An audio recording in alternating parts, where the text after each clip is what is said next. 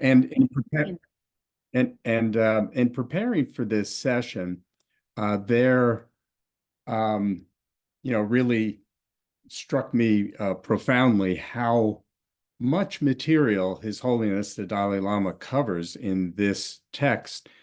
So I'm humbled in the sense of, first of all, this is the first time I'm presenting this text. I haven't taught this text before. So as I go along and prepare each session, it's so amazing how much he gives us in this text in terms of information. And so today I'm going to try to go as far as I want to and plan to go today.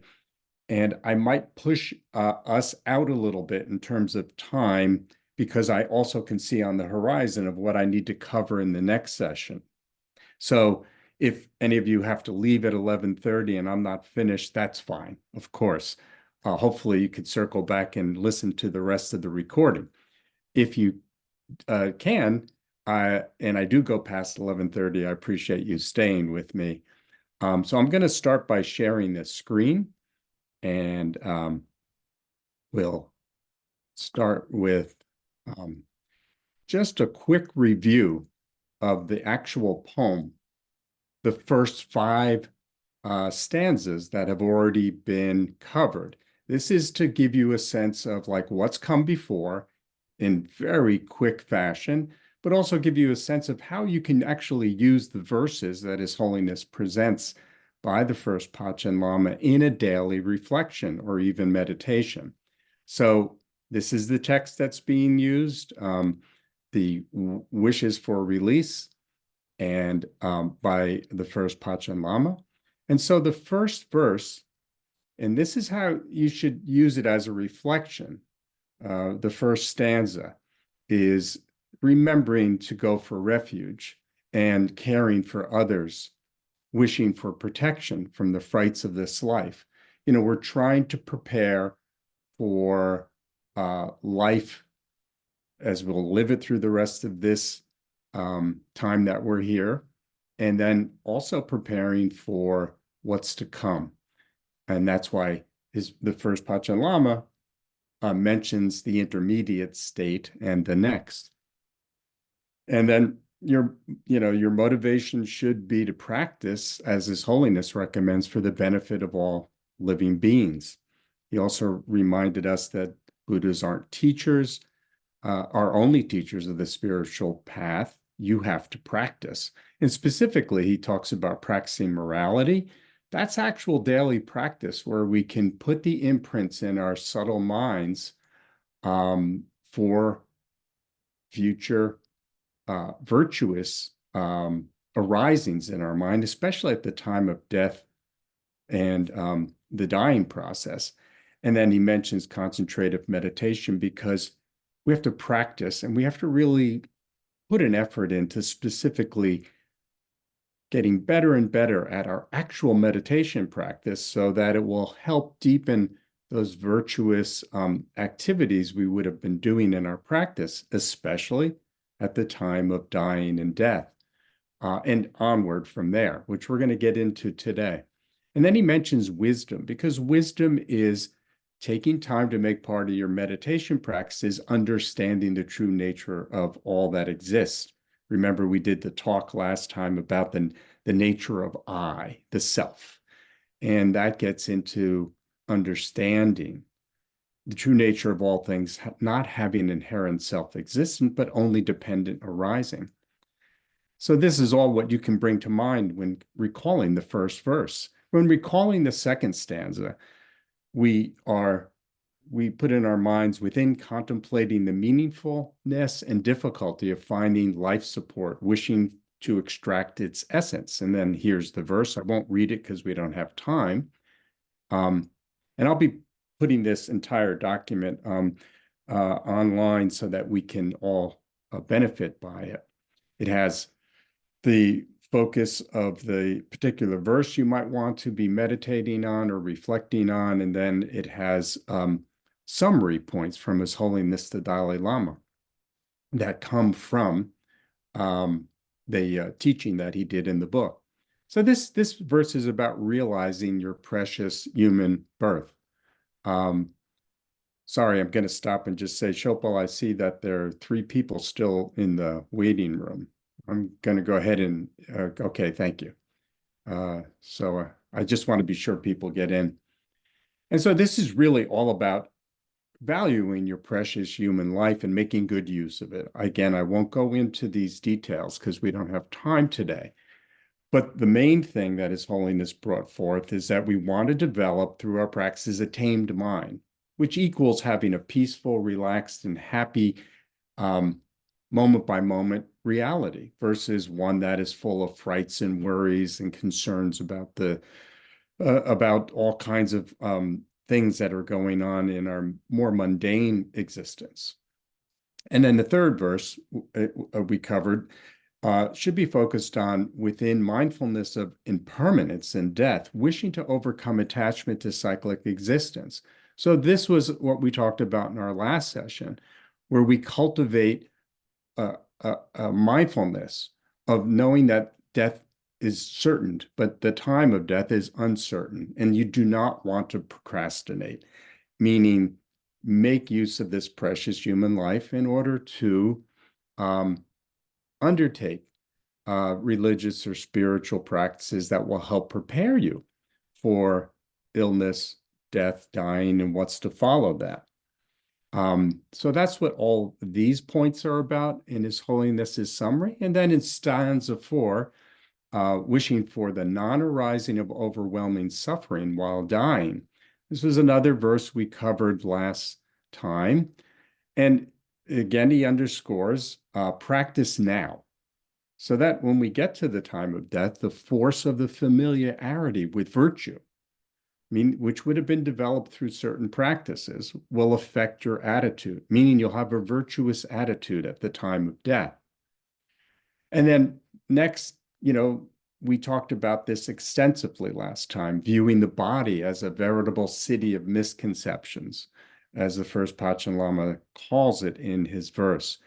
And this is really understanding how we mistakenly experience life and we grasp at it constantly or we push it away, creating desire and hatred through an ignorant mind that doesn't understand how things really exist.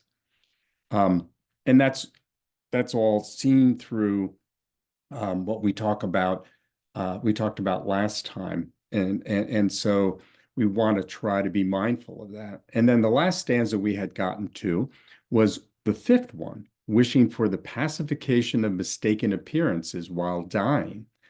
So this is understanding that the body we have won't be sustained. We'll lose it at some point, and we want to avoid desiring um, uh, after the situation you are leaving. Meaning, as you're dying, you might start to want to reach back and like hold on to what you're leaving, meaning this life, this mundane life. And you want to avoid hating at that time when you leave as well. You might have all kinds of regrets and negative emotions that arise. And because the time of death, which we'll talk about a little bit in this session today, is so powerful in terms of what happens with the manifestation of more subtle versions of your consciousness, um, the impact of virtuous or non-virtuous activity at that time is extremely powerful. So that you want to be skillful and wise now to have an awareness of that. And then the last point we covered last session had to do with His Holiness's advice to try not to, if you're in a position when you're dying, to not take some sort of medication that can deprive you of this opportunity to be aware mindfully of manifesting virtue. This is a very difficult topic. We talked about it last time. Then we'll continue now. This is the next verse in the poem. And this one is one that is about wishing for mindfulness of instruction while dying. The verse goes, may we remember instructions for practice when doctors forsake us and rites are of no avail. Friends have given up hope for our life, and we are left with nothing to do. So basically, what His Holiness is telling us here is like, peacefully and with a tamed mind, happy mind, come to the realization that you're going to be left alone in that actual moment of dying, meaning you're dying. No one's coming with you.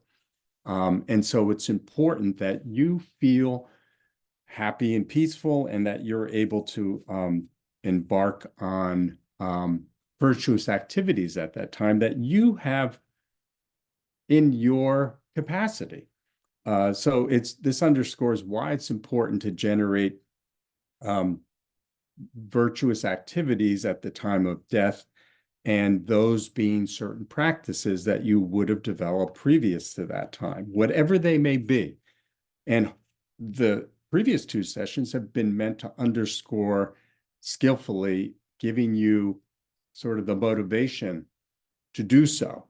And that is doing meditations on impermanence and on death itself. They're meant to like sort of spark you to action. Like don't put anything off, because again, you don't know when you might die, literally. So you have to do you have to be prepared to do what will help you at that moment.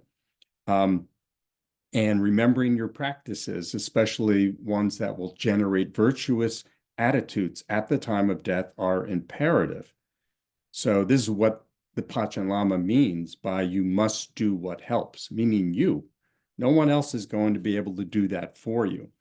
Um, and His Holiness will discuss, as we move on in this session and the next, specific instructions on how to use different techniques as you're actually going through the dying process that leads up to reaching the mind of clear light. And then further, when the clear light of death actually manifests. And then further, when the clear light of death fades and one moves into the intermediate state. And then finally, what happens and what instructions he has to offer and advice as one moves into a rebirth state. And this is the rest of what we're going to cover in this course. It's a lot of territory to cover. And like I said, I'm going to try to move quickly, which underscores the point that, as I said at the beginning of today, what His Holiness gives us in this particular text is so profound, and it's so deep. And even in terms of how he presents it so skillfully, it's still just an introductory to like what one wants to become familiar with. So I'm going to be further encapsulating that because of time constraints of the course. But it's meant to give you a taste of like what he covers in more detail. And so what's my punchline? I implore you to get a copy of this text if you don't already have one, and take time reading each one of the sections. And then, you'll gain that sort of familiarity that you need to with the actual dying process. That's really important, because when it comes upon you, you want to actually be prepared to already recognize what's happening. And we'll get into that. But the most important thing that His Holiness is underscoring in the first Panchen Lama's poem articulates is that right at this point, whatever instructions you have in your spiritual practice, Buddhist or non-Buddhist, it's most important that you spend as much time as you can now honing those practices. And in the Buddhist system, that's really developing those three practices I mentioned earlier, practices anchored in morality, which develop meditative skill, or what's called meditative concentration, and then in the context of how things really exist. And in Buddhism, we call that emptiness. So this is what's important, because if you're not prepared, then the imprints that are created by those practices will not have an opportunity to manifest at the time of death and dying. And one of the rocket boosters you can put on whatever your practice is, His Holiness covers in the text, which I will switch my documents to a picture of. He calls it the five forces. So I'm going to quickly go through these. So whatever your practice is, it will have very powerful effect, especially at the time of dying and death, if you make these part of whatever your practice is. The first one's called the force of familiarity.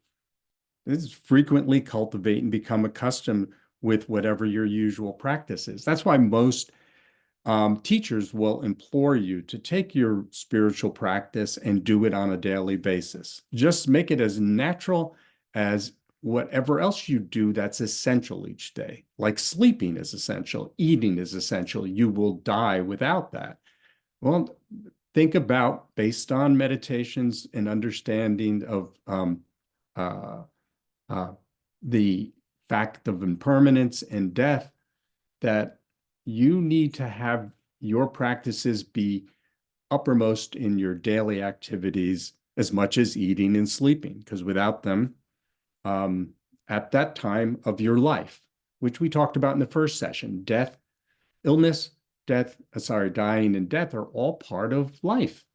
We shouldn't avoid them, as His Holiness had mentioned in a previous commentary on one of the earlier verses. So obviously, the force of familiarity.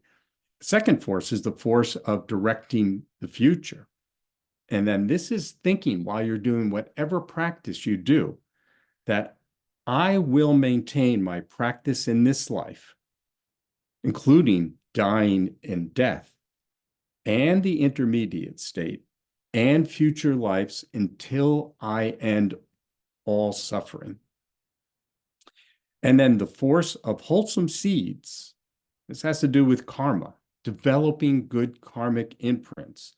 Amass the force of meritorious action, good karma, to propel your practice. This happens through actually doing your practices. So this is like reduces non-virtuous states of mind. If you're spending time each day doing virtuous activities, it's not rocket science. And then the force of eradication is the next one. Decide that all phenomena, such as birth, death, and intermediate state, exist only dependently. They don't have inherent existence. This gets to that third practice that His Holiness um, uh, put in his advice, that you want to develop morality in your daily practice. You want to develop meditative concentration through actually doing the practice. And then you also want to develop wisdom. It's just a wisdom of knowing that things only dependently arise. Having that present in your mind reduces, as much as that can be present in your mind, ideally at all times, moment by moment, it reduces self-cherishing, it reduces aversion. And that substantially negates the experience of suffering existence. And then the last force is the force of wishing. The force of wishing is again and again, make the following wish. Even after dying, may I attain a body that serves as a support for my practice. So whatever your spiritual belief is, whether you believe in the cycle of life as Buddhists believe, which has to do with the cycle of birth, aging, sickness, dying, death, intermediate state, and rebirth, or not, you want to be able to have um, your practice really serve for your future well-being, whatever is in front of us.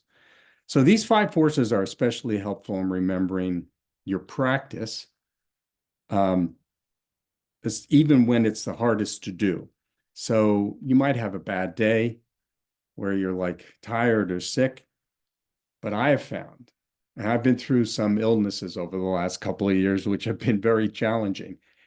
One of the most beneficial times to practice is when you don't feel like it and when you don't feel well.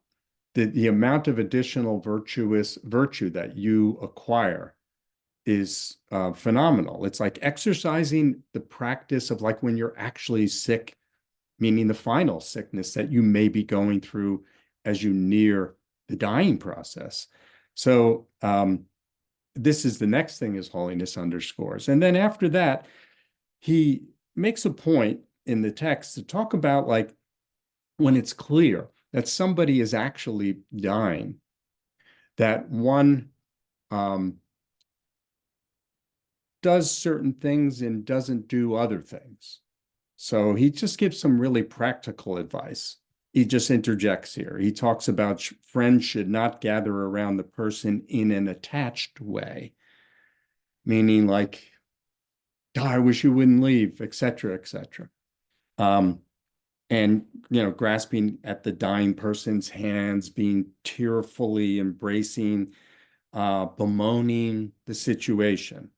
This will not help at all. Um, Instead, he says, such behaviors serve to generate a desirous attitude in the dying person's mind. You're desiring to keep them here, especially if they're a loved one. They're going to reciprocate and respond in kind. So think about it logically. It could be, not very caring and loving if you really would like that person to leave in a peaceful way. Um, and Friends should help provide instead the right conditions for generation of virtue by reminding the person of their spiritual or religious instructions and practices, whatever they are. His Holiness says that even like when they're unconscious, um, speak gently into their ear until their external breath ceases. And you'll understand that in a little while when I get to talking about like what happens at that stage of death. So, you might remember our editor for this book, Jeffrey Hopkins. I related some situations with him and his family and how he helped them in a similar way when they were dying. So he talks about this. So he says in the book, if the dying person believes in a God creator, uh, then thinking of God may make the person more comfortable, more peaceful, and have less attachment, fear, and regret. Remember, we're trying to help them. If the person believes in rebirth, then thinking about a meaningful next life in the service of others will have a similar effect. So, this is where the ecumenist in His Holiness comes out. And I love him for this. He's taught me a lot in this regard, that no matter what your spiritual practice is, whether it's Buddhist or non-Buddhist, there's a way to skillfully be present to someone who's at the time of their dying and to really help them. So these are some of the things that His Holiness covers at this point. He has some other advice as well. Besides developing familiarity with your practice, be determined to maintain that spiritual direction in all situations, no matter how difficult. I kind of touched on that already. He further advises engage in many meritorious actions so that their accumulated force affects all aspects of your life and death. So by doing, Geshe Darge quite often talks about like doing virtuous activities, literally taking up some of your time each day to do them. It has the direct effect of reducing non-virtuous activity. And that becomes a habit. So realizing that suffering arises from self-cherishing and learn to cherish others. This is a direct antidote to like self-grasping, is compassion. It's one of the reasons compassion is such an important cornerstone. We call it one of the two wings of practice in Buddhism.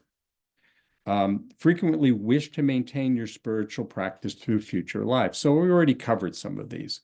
But you can make a list and try to recall those things in your meditation practice when you're doing this reflection or meditation on the poem.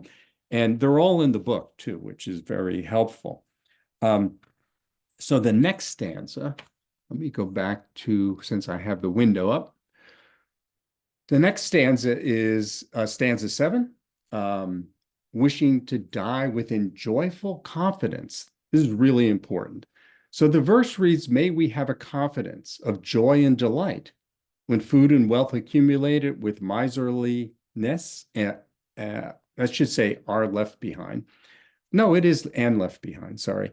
And we separate forever from cherished and longed for friends, going alone to a perilous situation. Perilous situation being actual death.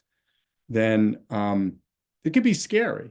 But if you have done um, reflection, meditation, um, in preparation for dying, this is what will more naturally arise when you come to the moment of actually going into the dying process. And it's staring you right in the face and you're experiencing it. And this will help to be an antidote to depression and other negative emotions if you take refuge in your specific practices. And with this groundwork for effectively remembering your practice while dying, even horrific events and appearances that might occur, which are associated with when a person goes through dying because of what happens with karmic ripenings at that point, which I'll get into in a few minutes, then these can actually help you to be calm and meditate at that time based on practices and instructions you would have been given, which is holiness is going to get into next. You can do that with joy and confidence. So this is what this verse is about. And from this point forward, those are like considered the first section in the total of 17 stanzas or verses. From this point forward, the rest of the verses have to do with instructions to a person who's going through the dying process and then actually experiences death and then movement into the intermediate state and eventual rebirth. It's instructions for that. But you have to know what that looks like. So much of what unfolds through the rest of the text and what His Holiness shares with us is giving us a description of what actually happens during the dying process for the purpose of being familiar with it. Why? So that when it happens, then we can go, yeah, I know what this is.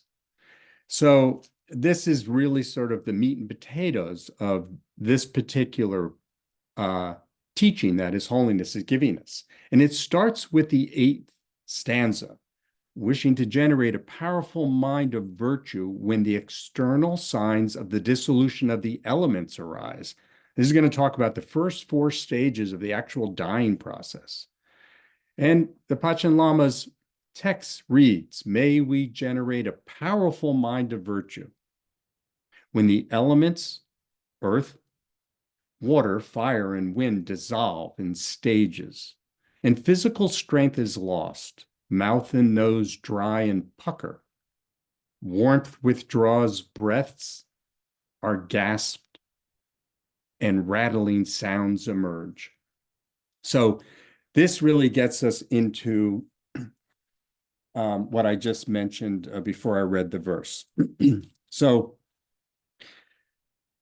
the description of the process of what happens in what is called the first 4 stages of death addresses the reality that what happens gradually, normally. It happens in stages, and there's a dissolution of the body and the mind in the what are called the grosser forms of the mind in these stages. And the first 4 are connected to the 4 elements. And all of this gets into trying to really understand conceptually what unfolds when one actually is starting to exit. You're actually dying. It moves from the grosser forms of what we are composed of as a human, both physically and mentally, moving to more subtle forms of what we're made up of. It's a natural progression, and you'll see that as we move along.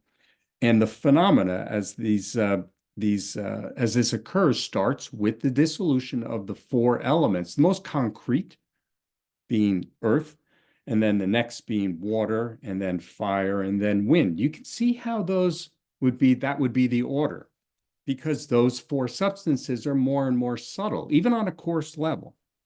So this is what we're going to talk about next. His Holiness does mention that you want to hopefully have and wish for that at your own time of dying, that you're able to go through these dissolutions in a normal way. And what that means is that you don't experience a sudden death, which does happen. Some people have a sudden death and they don't have the opportunity to go through these stages. Death passes quickly for them. And His Holiness goes out of his way to say that actually small deaths happen in the life of a human on a regular basis. We just don't notice them because they go by so fast. And what's he talking about? He's talking about at different times when you are going through, for example, he brings up when you're going to sleep, or ending a dream, or sneezing, or fainting, or during orgasm.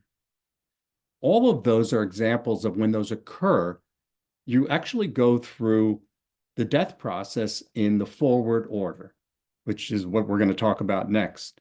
And then when you go through these other experiences, such as when you wake up from sleep, when beginning a dream, when sneezing ends or fainting ends, or an orgasm ends, that you go through what's called the reverse order of the dissolution. So this is the whole experience of the death process and then the intermediate state and rebirth process, which will be a little clearer after I finish the session today. At least the forward order. These happen all the time. They just go by so fast. All those experiences that I just mentioned, we're not aware of any of this kind of thing going on. So in Buddhist teaching, the only opportunity we have to really analyze and study this closely is either through a text like this, or if you're a certain kind of practitioner, these kinds of practices are actually made part of what you do in your daily practice. In Buddhism, that's called highest yoga tantra practice, which we're not going to go into those practices. It's just to mention it because His Holiness mentions it. So he also takes a moment here to say that there are many signs, if one is mindful of of death and dying being imminent. And he mentions a few of those. And some of them are, are things that we might experience anyway. So they're kind of hard to sort of nail down to say, oh, if you're experiencing this, then maybe death's impending. He does talk about them in here, and he talks about he says in here, signs or portents, he calls them, of death include becoming disgusted with your surroundings. Many years ago, I could say that I've experienced that, but I'm still here. So I take this lightly in the sense that there's nothing black and white about it. He's giving general comments, or you might become disgusted with your home, your friends, and so forth, resulting in a wish to go elsewhere. Well, that sometimes happens like when you want to leave your job and go to a new job. Not that that's going to change anything, by the way, but that's another story.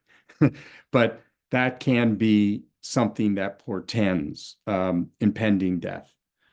Or you may develop a desire for those things that other people have that you don't, but more than normal, like sort of intensified, because that happens at the time of death potentially for someone where you pine very deeply um, after what you didn't attain. We're talking about material and other sort of mundane, uh, valuable things in this life.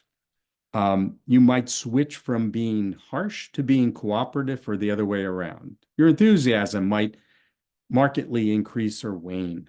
There may be change in your physical luster or the style of your behavior. The nature of your conversation may become very rough, swearing and so forth, he says. Or you might talk repeatedly about death, which I'm doing a lot in this course. So hopefully that's not a sign for me. So these are things I only feel like mentioning because His Holiness does. Now, what he does is he outlines for us the 8 actual stages that I mentioned that we want to become familiar with. And we want to become familiar with being able to visualize um, their arising when they happen, not seen with the eyes, but rather this is an internal process that happens when one is actually dying. And I'm only going to mention them by name so that we get familiar with the label of each one. So the forward order, this is what happens first when one actually starts to pass away. There's the appearance, again, not outwardly, but inwardly, of a mirage. I'll go into talking about what that is a little bit more later. The next one is smoke. This is what visually internally arises. The third is fireflies, the sensation of seeing internally, an experience of fireflies. The fourth is a flame of a lamp or candle. The fifth is something called the vivid white mind sky. The sixth is the vivid red-orange mind sky. The seventh is the vivid black mind sky. And the eighth is clear light. And then there is a reverse order, which happens when one leaves a clear light and moves into the intermediate state and onward into rebirth. That reverse order is simply in the reverse. Clear light, vivid black mind sky, etc., down to mirage.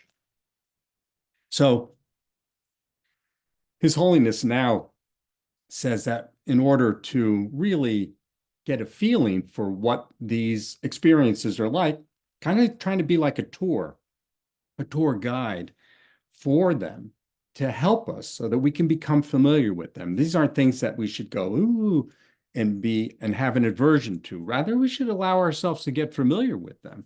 So the first 4 are what we're going to talk about now, because they involve, as I mentioned briefly a moment ago, the collapse of the 4 elements. Remember, starting with earth, moving to water, fire, and then wind.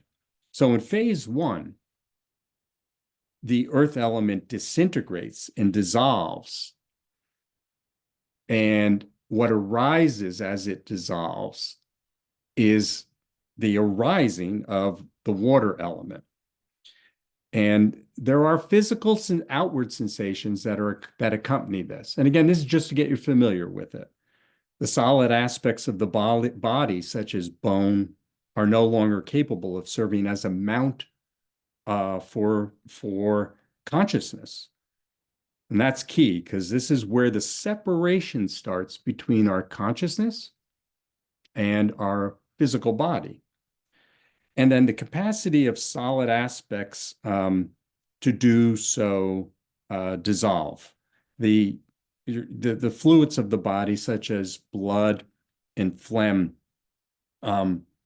start to lose their capacity, but not as much as all the physical capacities, which are sort of mentioned here, focused on the real core of a human, which are our bones. So what arises here are the fluids of the body have a little bit more presence, but they're deteriorating too. But that goes along with the dissolution first of the earth element, and then that allowing to arise the water element, if you will. your body becomes dramatically thinner and your limbs loosen. You lose physical strength, the vitality and luster of your body radically diminishes. Um, your sight becomes dark and unclear. You can no longer open and close your eyes. You may have a sense of sinking into the earth or under mud, and you may even call out, "Hold me up," or attempt to struggle upwards. And those are the kinds of things, as Holiness talks about, could happen if you're not familiar with these signs, which are normal. They're not like, there's nothing nefarious going on here. It's just the end of life. Um, and so knowing this helps you to remain calm. And that's one of the key elements, because with a tamed mind based on practice, previous practice, combined with knowing what's actually going on at that time, creates a calm, peaceful, moment by moment reality when this is actually going on, so that you can allow to arise virtuous attitudes. And then next, what happens is that water element degenerates and dissolves into the fire element. And this is where the warmth that maintains the body, the fire element's capacity to serve as a basis for consciousness, is somewhat more enhanced. It's fading out too, but it's more enhanced than as the physical uh, aspects of one's body, the fluids, the blood, etc., literally stop functioning. So during this time of the water element being the most present, you no longer have feeling of pleasure and pain um, associated with the senses. Your mouth, tongue, and throat dry. That makes sense due to the loss of saliva. And scum forms on the teeth. Other fluids such as urine and blood, regenerative fluids, and sweat dry up, as I already mentioned. And when you're and you see, remember, we have the visualizations. What arises in connection with this, which, by the way, I didn't say clearly back on phase one when the earth element is dissolving. We have that internal vision of a mirage, sort of like a water in a desert, kind of stereotypical mirage. So sorry, I didn't mention that, because that's very important, because that's what you're experiencing internally, visually, internally. And you're visually, at this point, when the second phase of the water dissolving, your mind experiences sort of puffs of smoke, or a thin smoke that exists throughout the room. Again, not the external room, but the illusion of yourself maybe being in a room. There are variations on this based on your individual karmic ripening. So this is not something that you can set in stone, but something that would be similar to this would be what you would be experiencing. Then the third phase is the capacity of the fire element degenerates and dissolves into the wind element, the current of air, or energy. We interchange the words wind and energy very much in this kind of knowledge. This is what becomes most present. And the bodily functions such as inhaling, exhalation, burping, spitting, speaking, swallowing, flexing the joints, stretching and contracting the limbs, opening and closing the mouth and eyelids, digestion, urination, defecation, menstruation, and ejaculation. The warmth of the body diminishes, resulting in the inability to digest food. So the warmth of the body naturally, is what's going to start to dissolve here as the fire element degenerates and moves into an arising of the wind element. And what one sees at this point is the appearance of the fireflies, as we mentioned in the list earlier, and the smoke dissipates. And this is like sparks. His Holiness has an interesting way of describing it as soot at the bottom of a metal pan that like as you stir it up, like he talks about like maybe a wok, you would have sparks occur and fly around. You can find whatever visualization works for you to gain your own feeling of familiarity. That's the goal here with this stage. And the fourth phase is the capacity of the coarser wind. You have to remember that what you're going to hear a little bit later, that there are many winds that go from coarse to very subtle. But the coarser wind elements degenerate and dissolve into consciousness here. And at this point, sorry, I was just making sure somebody got in. Your mind sees, the visual is the mind sees a flame of a butter lamp or a candle.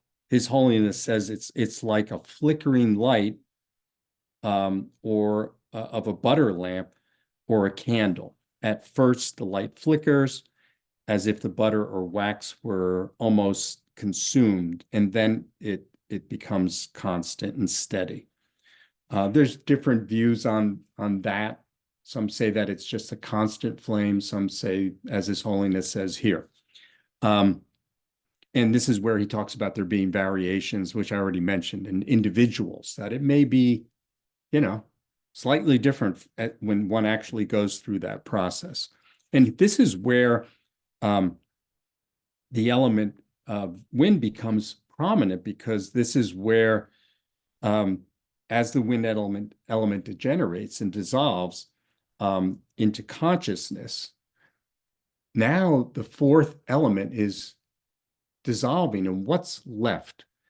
When we say into consciousness, this is what is left. This is what arises, is our consciousness. And we'll talk about that in the next section. So at this point, we've covered the four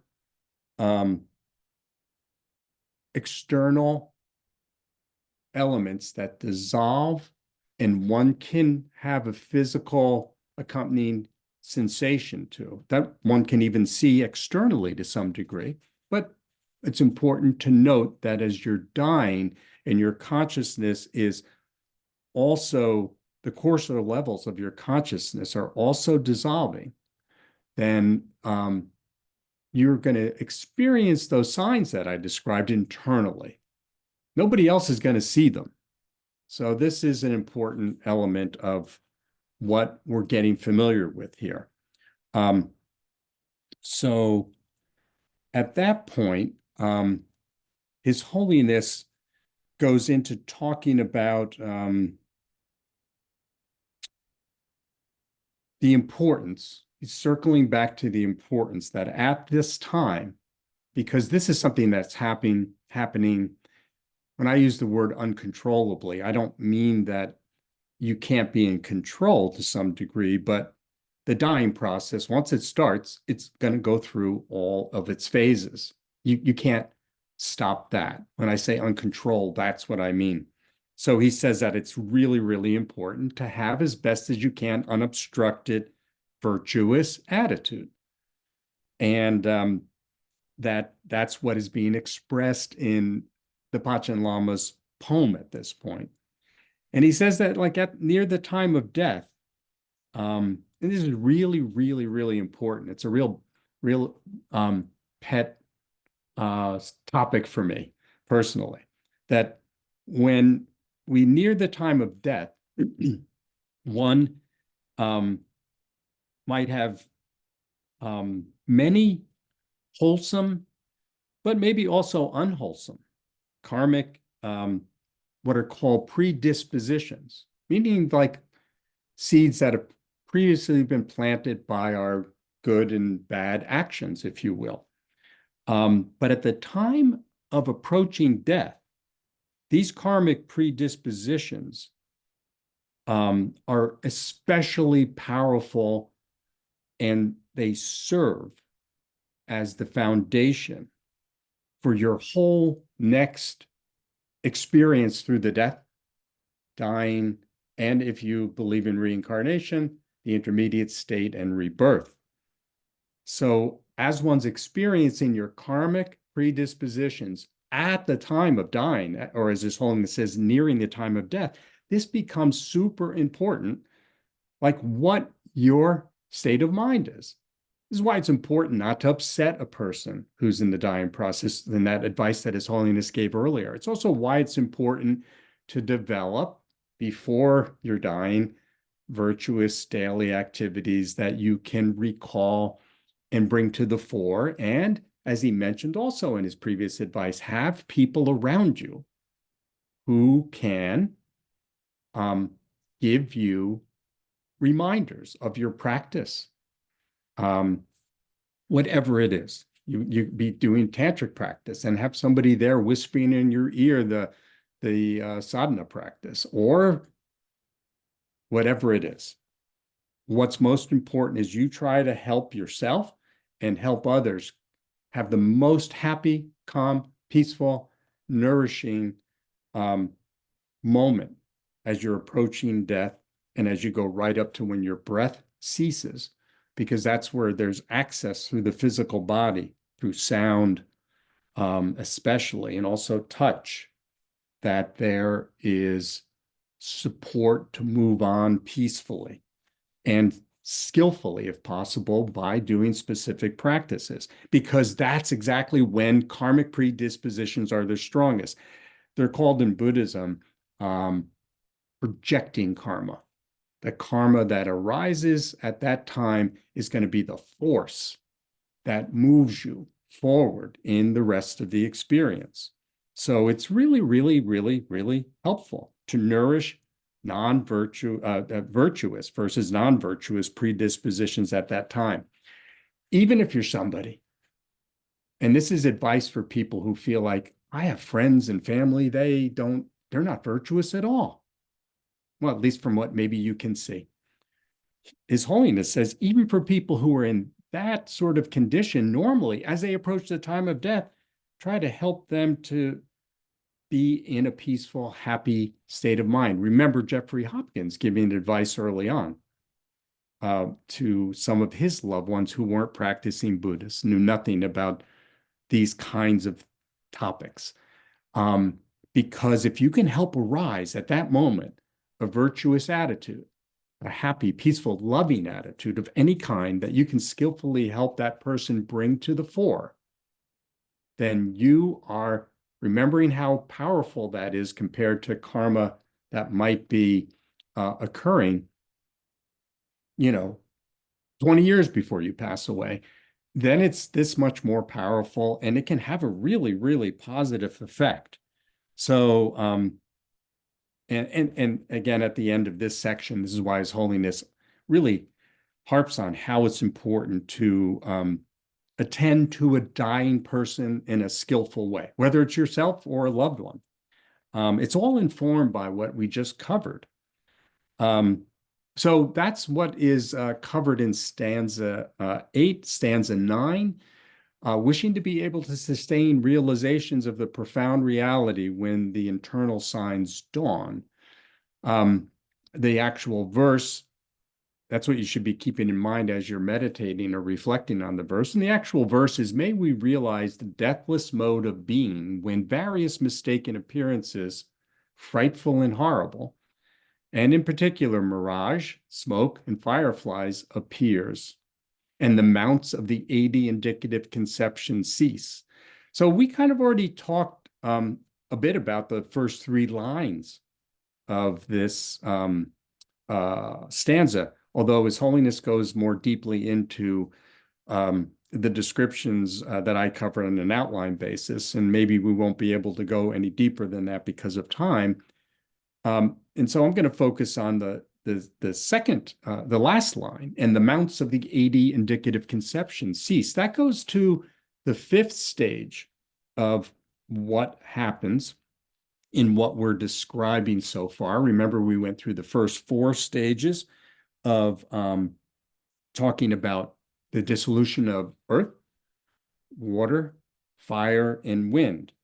And so at this point, His Holiness talks about going into an an understanding of how the predispositions, which I've kind of covered, I've already covered a lot of what he talks about in the book here. I kind of jumped ahead a bit. But that the four dissolutions of the earth element and the water on into which, the earth element, you have the mirage arising, the dissolution of water, you have the fire, um, you have the appearance of the smoke, and then onward. We covered all that. So actually, then I'll continue on because I'm going to actually talk about the 80 indicative conception cease as we go through the next verse. I think that's where that is. So, so we go on to the 10th verse, and may we generate strong mindfulness and introspection with the wind constituent begins to dissolve into consciousness. That's where we're going to talk about what I just said. And the external continuum of breath ceases. Coarse dualistic appearances dissolve, and an appearance like a burning butter lamp dawns. So at this point, His Holiness, he has to talk to you in the book. It's hard to encapsulate all this, so I really encourage you to read the text. He has to talk about consciousness, and he talks about consciousness being a non-physical quality. It has coarser levels that do dissolve and separate from the body during that first four stages. And as we reach the fifth stage, we're left with what are called the 80 conceptions. They're different subtleties from coarse to less coarse conscious states of consciousness that exist in each one of us. So he has to talk about the mind and consciousness as being something separate from the body, because that's what separates. Even though we do have what we might think of as being consciousness dissolving during the first four stages, they're considered the grosser levels. So we talk about in Buddhism consciousness as being gross levels of consciousness and then subtle levels of consciousness. And the subtle levels of consciousness are where the storehouse of our karma is present. And it's from our subtle consciousness that they ripen on a continual basis and bring our moment by moment experience forward. As we're living in a somewhat healthy form of body, then that is what is driving our moment by moment experience. As that starts to fade in its coarser levels or grosser levels, our body starts to phase. So what's left is the subtle mind or consciousness, and that's what we want to try to understand and bring to mind as we lose the butter lamp, the internal visual. And then all we're left with at that point is our consciousness. And His Holiness calls it the luminous and knowing nature of mind emerges nakedly. Nakedly meaning there's no physical form left. And when this happens, this is where externally, if I'm present to you as you're passing away, then this is where the breath stops. There's no more air. The air element, the wind element, ceases in its coarse level. It has subtle levels of existence still, talking about wind or energy. The consciousness that I'm referring to, where I'm talking about the subtle consciousness, can't exist by itself. It has to have a contributing mount to exist. And that mount is the energy. It's a subtle form of energies that does exist, or wind, after the air element, the coarse air element or wind element of earth, water, fire, and wind cease. And then that's what um, the mind is attached to, because the subtle mind is never detached from the wind energy or element. It always has a mount. And so that's something to keep in mind. Even though His Holiness says that the nature of the mind itself emerges here nakedly, it isn't in a way that has no connection to a subtle wind energy that it rides on. In Buddhism, that's called like the rider, being your subtle consciousness, riding a horse, like the wind energy. So these always go together, but as the levels of consciousness um, move into more subtle and subtle a form, leaving behind its coarser levels, then the wind element, the accompanying wind element, also gets, sorry, not also, but rather gets weaker and weaker and dissolves more fully into consciousness. It's still present, but not in a form that we would know. Hence, the breath stops. And this is where, in most, and then the flickering light that is steady at this point. This is like what I said, the outer breath stops. And the world generally considers this to be the moment of death, though it actually doesn't happen until later. So this is really why I'm taking time, and His Holiness takes time to talk about this. If you don't understand this, that there's more that we can experience and utilize in actual process of death, then we're kind of missing a lot. We're missing because remember, as subtle consciousness is sort of liberated from the confines of the physical coarse body, since that's the home of your karmic storehouse, that's where it's most powerful. It's sort of can just blossom. So this is why it's so important to develop virtuous activities that can sort of fill that storehouse, if you will, with virtuous moment by moment karmic ripenings versus non-virtuous. They'll lead to a better, whatever your belief system is, a better future that happens after death. In the Buddhist context, a better rebirth, if you will. So it's kind of important to get a general understanding of that anyway. And then next is verse 11. And what should be in your mind? There's a typo there. Wishing to recognize and experience the nature of your own mind when the first three empties manifest. The Pachin Lama's verse says, may we know our own nature ourselves through the yoga, realizing cyclic existence and nirvana as empty. When appearance increase and near attainment dissolve the earlier into the later, and experiences like pervasive moonlight, sunlight, and darkness dawn. So this is where we actually get into what happens after those four course level elements are dissolved, and we're left with the 80 conceptions. And there is an accompanying experience, internal experience, no more outer experiences. The physical body appears to be dead at this point, no more breathing. But there are internal processes that continue, and they're of three qualities. Pachin Lama talks about moonlight, sunlight, and darkness dawn.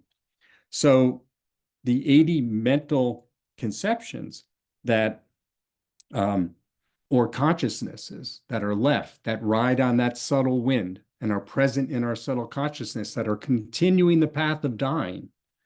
There's a first group that are called the 33 conceptual experiences, such as fear, attachment, hunger, thirst, compassion, acquisitiveness, and jealousy. There's 33 altogether, and there's places where you can find a complete list.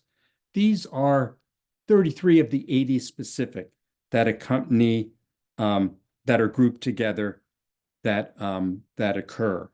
The second group is composed of conceptual consciousness that involve a medium movement of winds to their objects. There's 40 conceptions. And these, you'll notice, have a different quality: joy, amazement, generosity, desiring to kiss, heroism, non-gentleness, and crookedness. And then the third group, which are the remaining 7, involve weak movements of the wind to the object.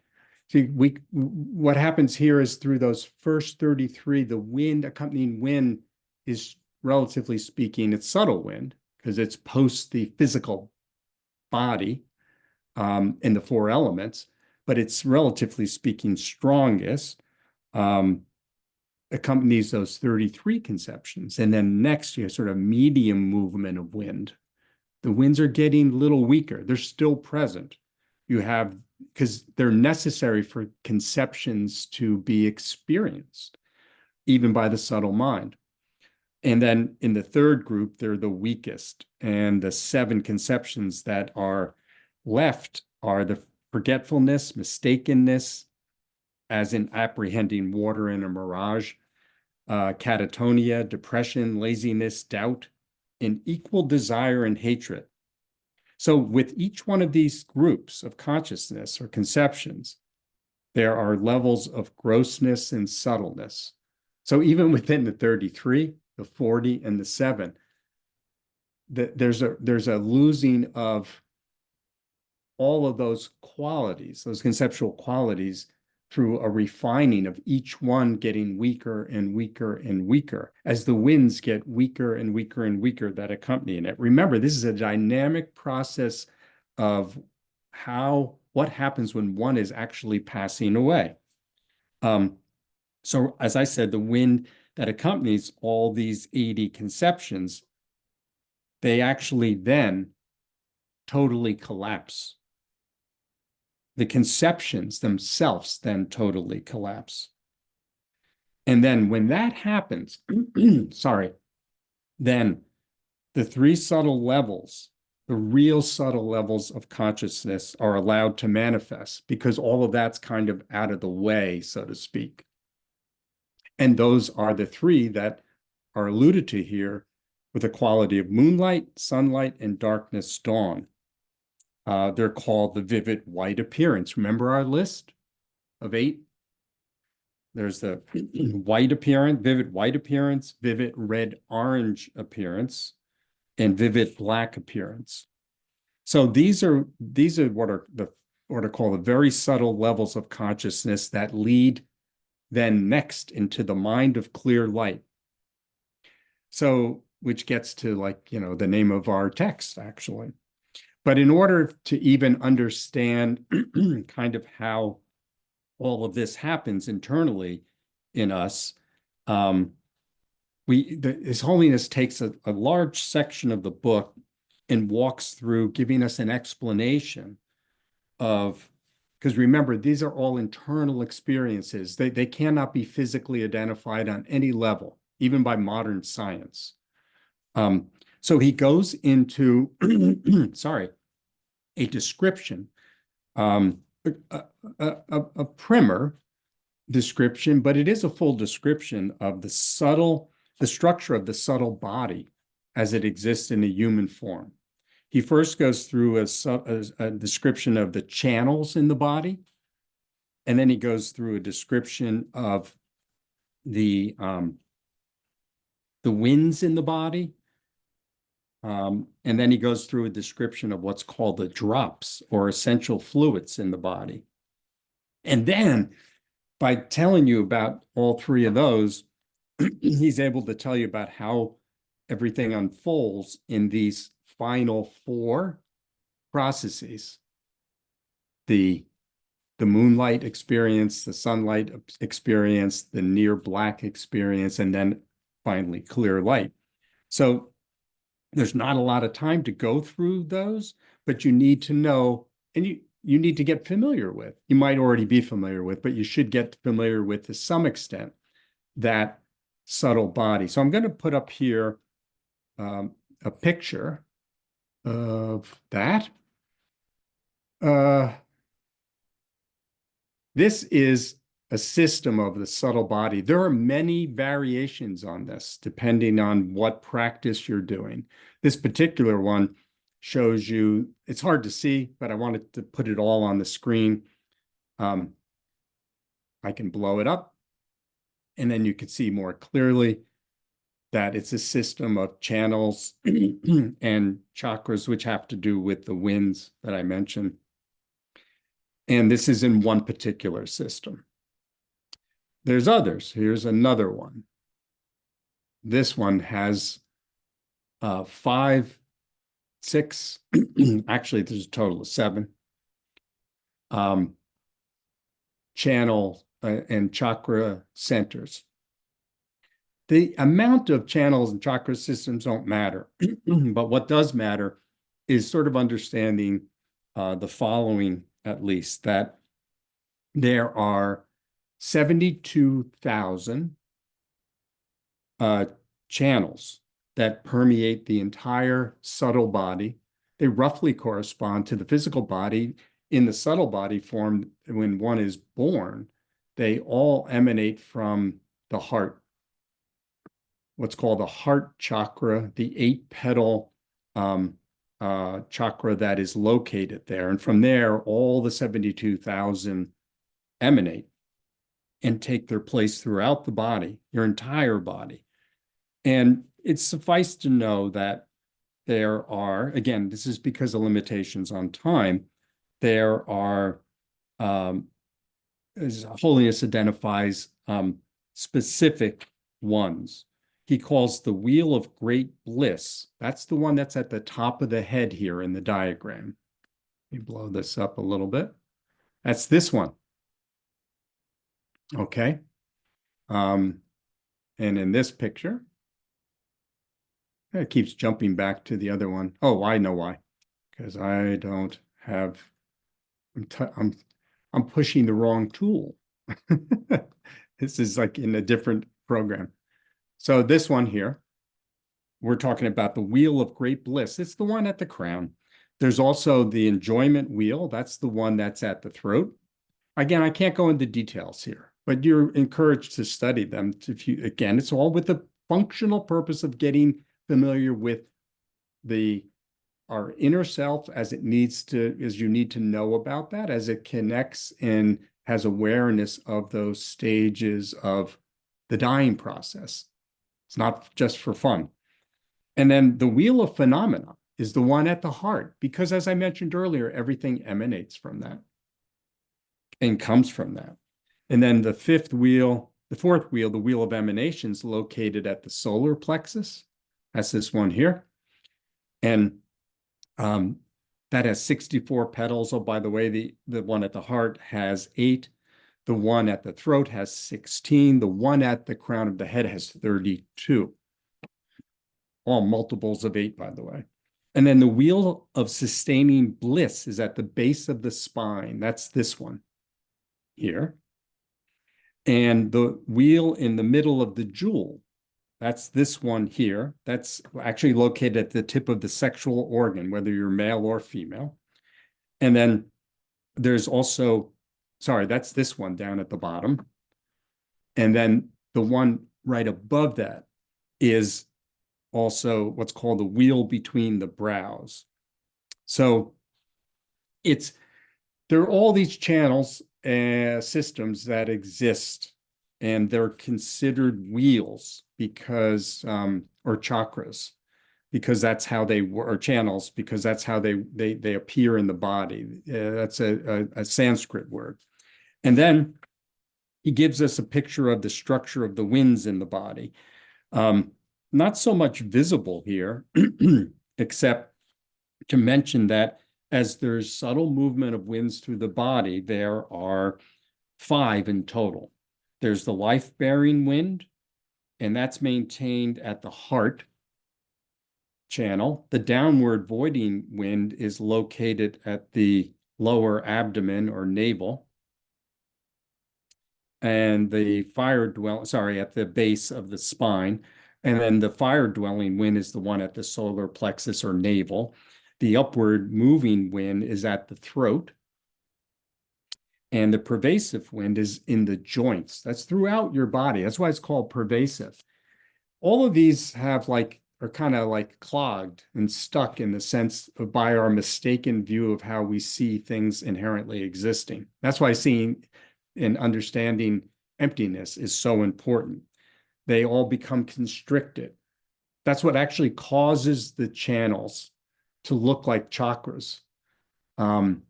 They manifest into conceptual reality, which is based on mistaken identifying how things really exist. So they're really, in a way, they're not, chakras and channels are not good to have in the sense that they're too concretized or restrictive. Rather, we want to loosen them up in our dying process and allow life-bearing wind to freely flow. So there's a lot that could be said about that. The last thing, though, I will cover on his description of primer information that you need to be familiar with in order to understand those last 4 experiences of moonlight, sunlight, near blackness, and then clear light, is that there's also important fluids in the body. At the center of each one of the channel wheels, there are drops. These are what are constricted by the channels and the wheels as they form. And as we're born and take full shape, there are the drops, which are called the white drops, and they move and stay at the crown of one's head until one dies. And then there's the red drops, which appear at the solar plexus, and they all move there and stay there until one dies. And at the last moment of death, when the breath stops and the 80 consciousnesses end, then they move freely because the constriction of the chakras and the channels have all been loosened up, and they are allowed to flow freely. And they come back to where they entered the body at the heart. And as they come together at the heart, they form the indestructible drop. They come back into union. They're no longer separated. And what's important about that from an experiential point of view is your sense, as you would experience it as you're passing through those stages, your sense of duality disappear. It fades away. And so it's not just that these drops come together, but what's one experience when that happens? So this is like when true death is dawning as it goes through those three phases of moonlight, sunlight, and near attainment, black near attainment. And that's where one sign of that is that one's experience of duality, subject and object, they gradually evaporates. So the gross levels of consciousness being completely dissolved now as we get into, as the process of them dissolving, we get into them as we go through the 3 subtle levels of consciousness, those 33, those 40, and those 7.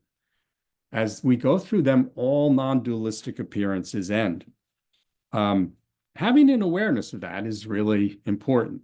So phase 5, as His Holiness goes into describing, phase 5 being as we enter that that experience of moonlight, what he calls vivid white appearance.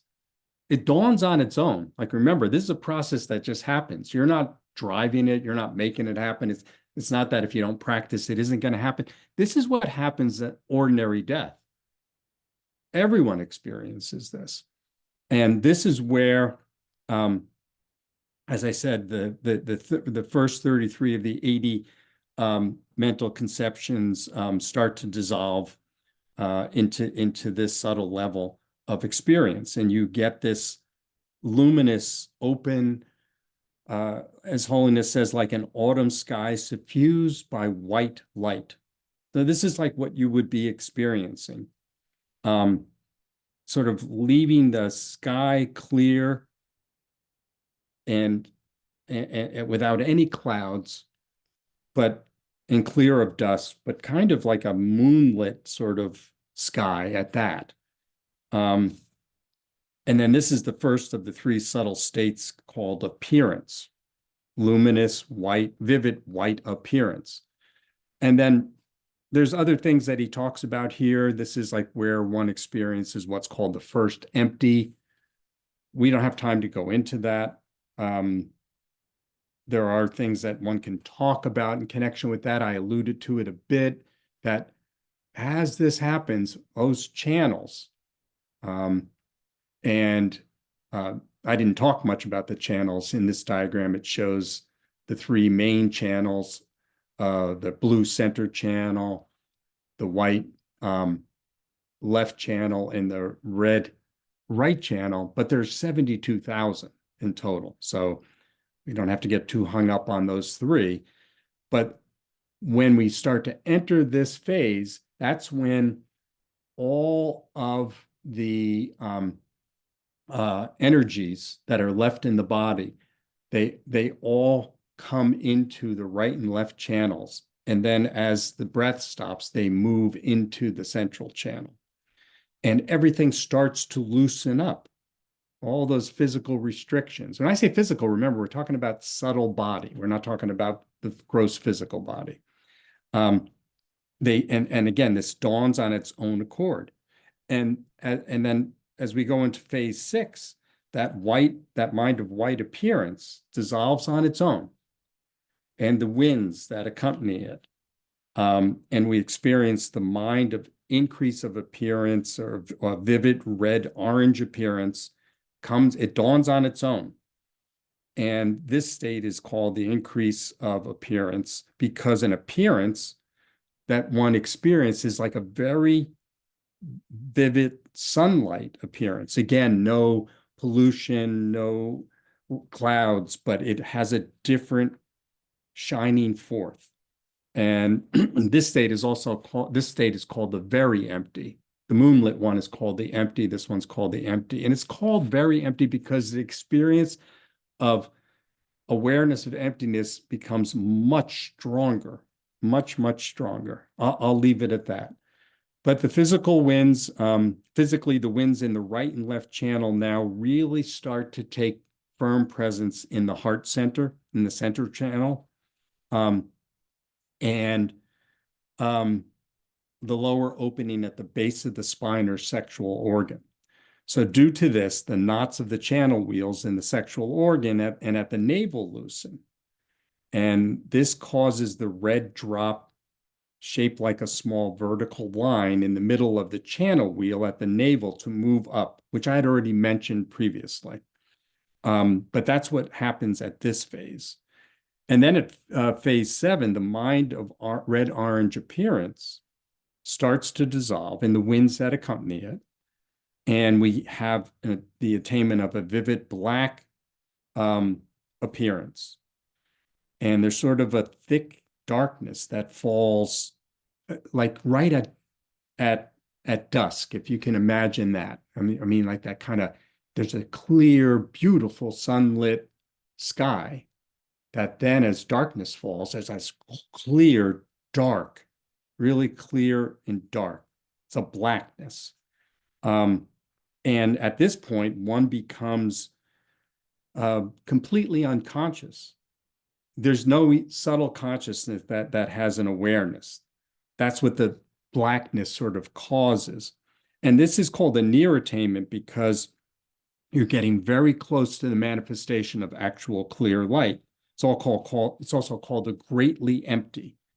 Um, and at this point, the upper and lower winds that I talked about earlier inside the central channel gather at the heart, loosening the sixfold knot of the right and left channels. They completely collapse the right and left channels. And at this point, the white drop originated at the top. Remember, I talked about that. Then that has descended to the heart center, excuse me, and meets the red drop that originated at the navel, if you recall. And when these two meet, they envelop each other. And it's that envelopment that there's a visceral experience here that I'm alluding to. When they envelop each other, that's how you experience the black near attainment. Because they cover and engulf and come into total union.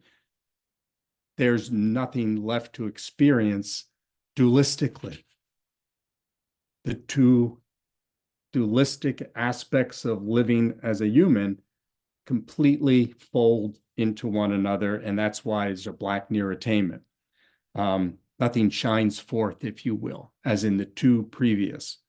So then in phase 8, the mind becomes even more subtle, believe it or not, during this unconscious, during this period, and actually becomes fully unconscious. In the first part of this period, I said it became unconscious, but it wasn't fully unconscious. That doesn't happen until the two halves of the white and red drops, go into union, if you will, in what's called the indestructible drop. And so this is a full-blown, total non-dualistic manifestation. Remember, everything I've been describing in words here happens gradually. The whole experience of non-duality, et cetera, is all happening gradually. So this is where that experience of non-duality becomes complete. The three, all the conceptual realities at this point completely stop. They're called the three polluting conditions: the white, red, and black appearances, the moon, sun, and darkness, which prevent the emergence of the sky's natural color, have dissolved. A very clear, open dawn. The deepest consciousness occurs. And then this is the fundamental innate mind of clear light is what arises at that point. And that's called the all empty. That's where there's like a naked experience of emptiness, all empty. There's no possibility to experience anything else. And this is fully now beyond the 80 conceptions of the three subtle minds. So I'm going to stop here, except to say in closing, His Holiness talks about once we get through these three subtle manifestations of mind, that's when really, from a Buddhist point of view, as we experience what are called the 8 dissolutions of death, that death is actually final. But it isn't fully final, and we'll talk a little bit about this when His Holiness actually gets to talking about the mind of clear light experience. It doesn't fully happen until one leaves the mind of clear light. And he says for most people who aren't any kind of spiritual practitioner, that can happen where that most subtle consciousness process that we just talked about, those last 3 phases, they usually happen no longer than for a period of like 3 days after the breath stops. So, especially unless the body's ravaged by disease, and then that might be another case. But for a practitioner, it could last up to that long. There's also lots and what that means is that the person is still utilizing the body to stay in the presence of the mind of clear light, even though they're clinically dead. So this sort of gets into a whole conversation we could have, which we won't have now, about like, well, what's appropriate to do with a body when they die. We do all kinds of things in Western, society with a body after it passes away, in terms, including embalming and doing other types of things. And like, when's the right time to do that? We want to afford the person who passes away the full opportunity to complete their practice. Once one leaves the mind of clear light, then there's no more use for the body. There's all kinds of stories of yogis. His Holiness actually talks about a few of them in this book, uh, about like how they're such advanced practitioners. They stay in a meditative uh, equipoise for like weeks, even a couple of months, where their body seems to feel still fresh because they're utilizing the body in a very evolved state where they're utilizing the death process to do spiritual practice, which is all part of like why we're even talking about this in a course like this. Remember, this is advice from His Holiness on death and dying. So I actually got up to where I wanted to get to, close to 11:30. The next topics that we'll be covering next time is we'll be actually doing a focused talk about, in the context of this dying process, we're going to be talking about realizing emptiness. I mentioned the four empties, but we're going to talk a little bit more about that. We're going to talk about the actual clear light of death, and how these practices are utilized by some types of practitioners, including highest yoga tantra, but not in too much detail. And then most important, I do want to talk about His Holiness is covering what happens in the reverse order of the death process. And that's when we leave the clear light and go into the intermediate state. And that's where we have the opportunity, the final opportunity, to help engineer, that's my word, a positive rebirth. So His Holiness goes into all that through the rest of the text. So you can see there's still a lot to cover, but that's what I wanted to cover today. And also just leave, I know it's time for us to close shop, but if there are any questions, I do want to hear them, and I'm willing to stay for a bit of time. There's a practical question mentioned in the chat. Learning about these stages brought up questions for me about the wisdom of designating organ donations on my driver's license. I used to think that would be considered an ultimate expression of generosity, but it seems like that kind of surgical assault on my body, we can get what the question's saying. So would it be just, the question is basically, is that a good idea? So I think that it's something that one has to further discuss as one's healthy. And when I say discuss, I'm going to say specifically, you should try to discuss it with like, your teacher. Hopefully you have a lama that you can talk to about this, a guru. But one can say this, that if the body is disturbed, and I know organ donation has to happen fast. So, but if a body is disturbed in that way, then everything I described does become, in jeopardy. You're not utilizing those organs, as we talked about. I didn't go into much detail, but we didn't talk about how, what happens to the body beyond that cursory level. But one can intimate from that as the first four dissolutions of the four elements are happening, that we don't have much need for it. But being human, it's hard to have that some sort of invasive procedure like that be, not to disrupt that process I just described. So, but still, I would talk to somebody about that in more detail, and try to get the biggest holistic view you can put into your mind in making that decision, because there is great benefit to that. There's no doubt about it. And that might be able to be something that is utilized somehow, which I might be unfamiliar with. That's a long way of answering, like, I don't know. Another question is, does the process you describe apply to all sentient beings? That's a great question. So, no, this is one of the aspects of being born in the samsaric realm of existence, suffering existence. It's one of the fortunate benefits, I think the most important fortunate benefit to being born a human. These tantric practices, essentially, and the anatomy that we have available to utilize during the death process are unique to humans. That's why the Buddha came and taught specifically different kinds of practices, especially tantric practices, so where one can directly utilize this container.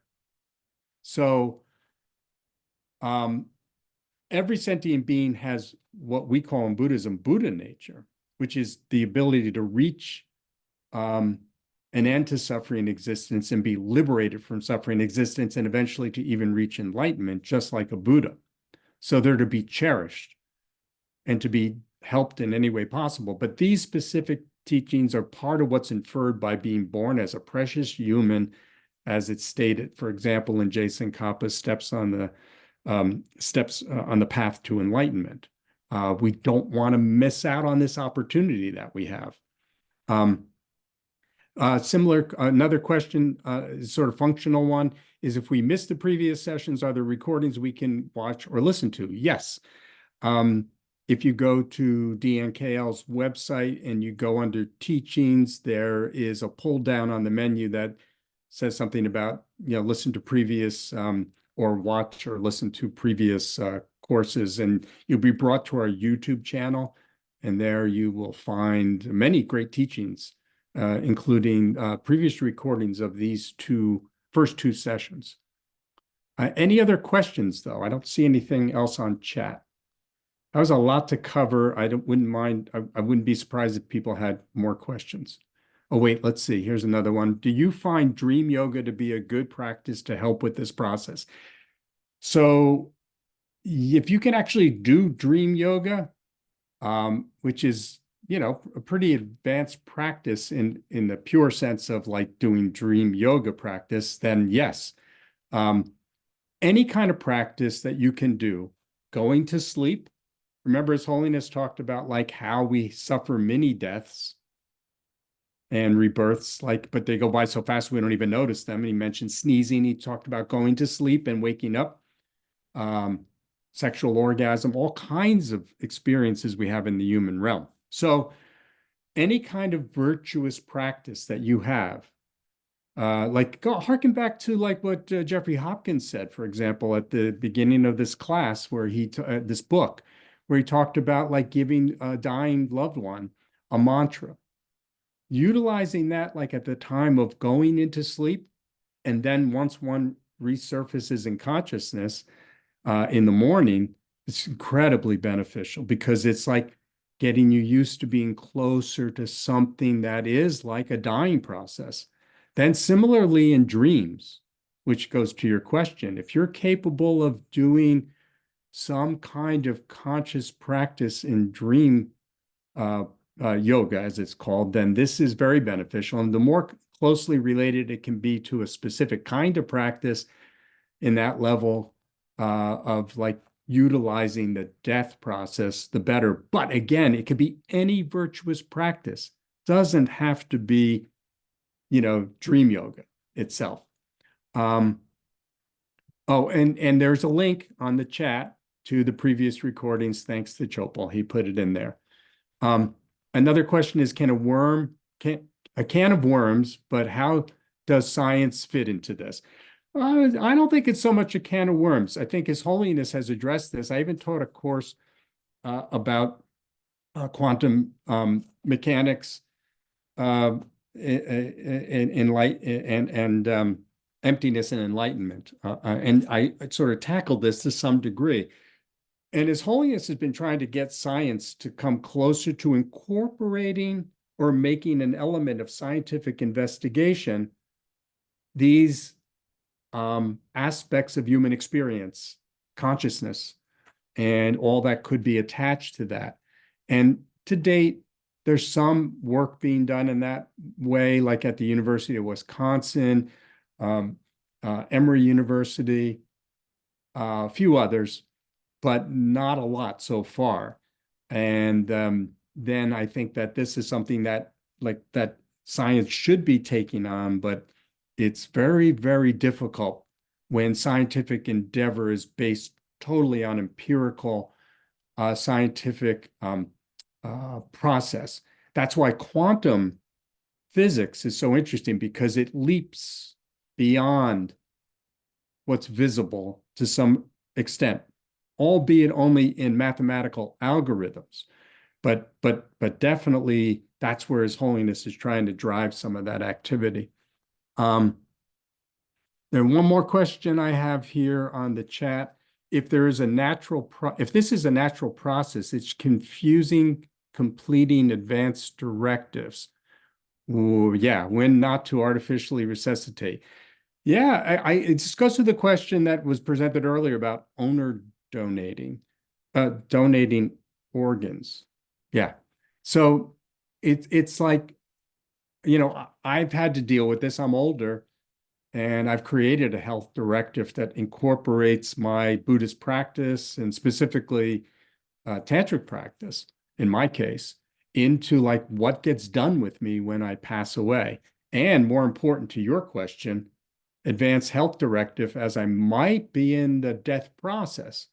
These are difficult questions, and one where I have to say you have to consult your teachers, deal with individual situations intelligently, skillfully within the context of where we live in 2024 and what's possible, what the medical system will allow, what your personal preferences are in terms of of of what your priorities are, has to always be seen in the context of what's legal also. These are all things I've actually wrestled with. So be glad to talk about that at some other time.